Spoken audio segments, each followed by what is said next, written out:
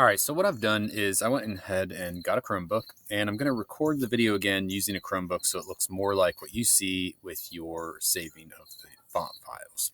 So what I'm going to do is I'm going to go to 1001fonts.com, and I am going to click download here, just like normal. And you'll see it has the download file, and I'm going to click show in folder. And the reason I'm going to show it in the folder is because I find it easier to do that right away and find where the file went, then look for it later. And again, you can see I actually have two because I've already done this once, but I'm going to double click it.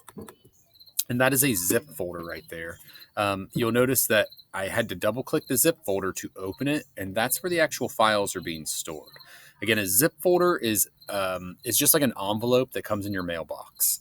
It's what the package is delivered in. It's not the actual package itself, okay? The actual package itself is this TTF file, which is a true type font. And over here we have an open type font.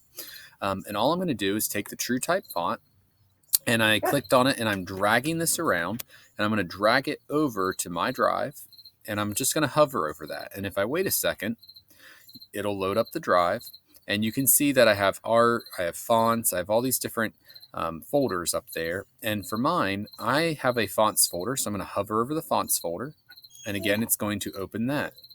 Once I'm in the fonts folder, I'm just going to let go of the button. So again, I've been holding the left touchpad the whole time, like the mouse. And when I let go, it just copied it into my fonts folder. Now that it is in my fonts folder and it says TTF, again, it is not a zip file. If it is a zip file and you just drug that in there, it's not going to do anything, okay? We can only open TTF files. So again, if you're in here looking at something that looks like this and you're trying to load that and you're saying, hey, it won't work, Mr. Hedges. I know it won't work. You're not following the directions. You have to open the zip file to get the information out and then move that file to where wherever you're going to load it from. So let's go back to Photopea, and everything should work now. We're just going to click the T down here. Okay, so we're going to make the type tool.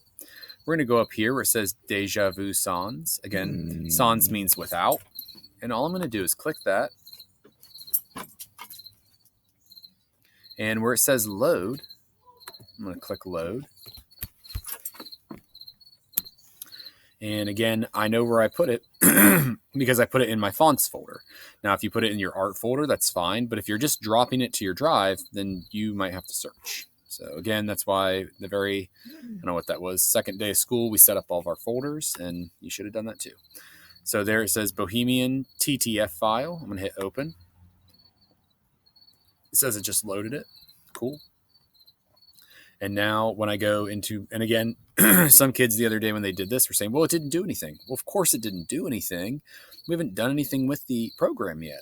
So here it says we're in our type tool. We're going to go up here to where it says Deja Vu Sans.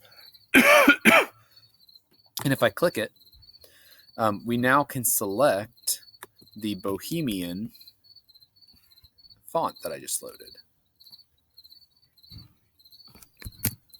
And again, you can actually search if you want. Was it BA? I'm not even sure anymore. It should be at the bottom. Let's see. What was that font called?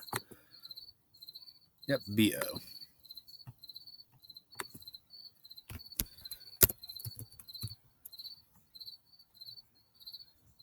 And there it is, Bohemian. And now that I clicked on it, you'll see that it is up here at the top. It said I couldn't use it yet because I don't have a document. So again, let's just go File, New. I'm just going to create a document. I'm not using 300 DPI or anything. I'm just doing this quick.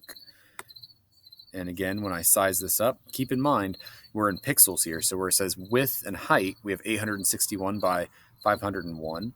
And if you notice, our number here is at 24. So when you go to type and you say, hey, it won't show up on the page, make sure you're not in too small of a pixel size there. So now we can use that font type. And we can still do all the other things that we've gone over in class with that font.